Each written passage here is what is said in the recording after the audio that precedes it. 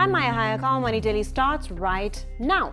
For the last 20 years, the World Bank's Ease of Doing Business report became the essential Bible for investors, economists, and policymakers, bringing in huge private foreign investments and business for countries that appeared to be moving up the ranks. Now, the World Bank Group decided to discontinue publication of the annual report following allegations of irregularities in methodologies and data inaccuracy for the results of the 2018 and 2020 Doing Business reports.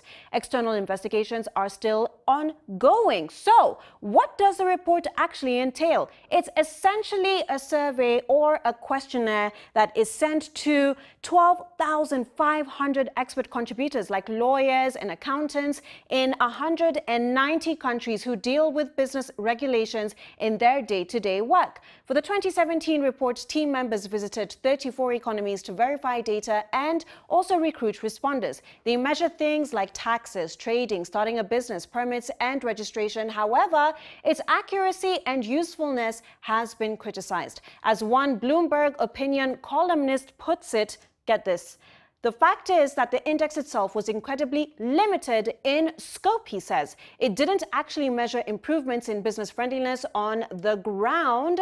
Instead, it relied on analysis of reforms on paper, as well as few interviews with pillars of various national establishments. Well, earlier on, I had a chat with Victor Otieno, Managing Director of Viva Consult. I asked him what the suspension of the report means for business in Africa. Take a look. I think the most important thing is to understand the reason as to why the report was there. Ideally, it was to give an indicator to investors, external investors, on the ease of doing business in different countries. So this, of course, helps to manage risk. The better you understand the workings of a country, the easier it is for you to be able to make an investment decision. So the pulling out of this report, I think in the short term, we should see maybe a lower foreign direct investment coming into Africa, hence a lower business, because there's always a direct link between foreign direct investment and local businesses. The report, though, has been criticized a lot for favoring some countries over others. Can the World Bank truly be independent given its dependence on member states?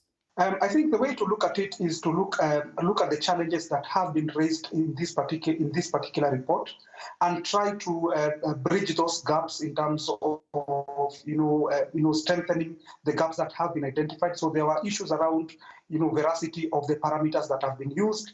There were issues that I think that have been raised in terms of the nature of respondents, as well as how far the report was going in terms of getting primary data. So what we are seeing is, collection of reports on reforms, rather than just going directly to, entrepreneurs and the people who actually are in business and getting that raw data, as they call it.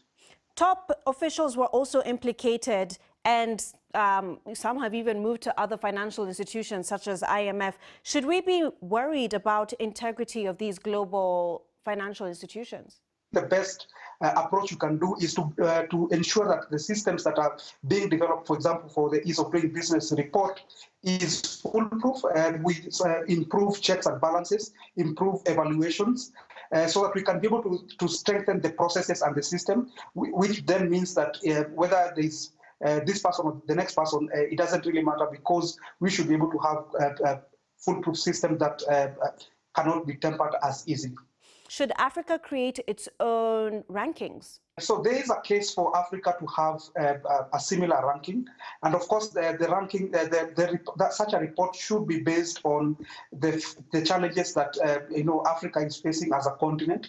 So I think again, if you look at FTA as a new regime, there is need for evaluation of if the FTA is working.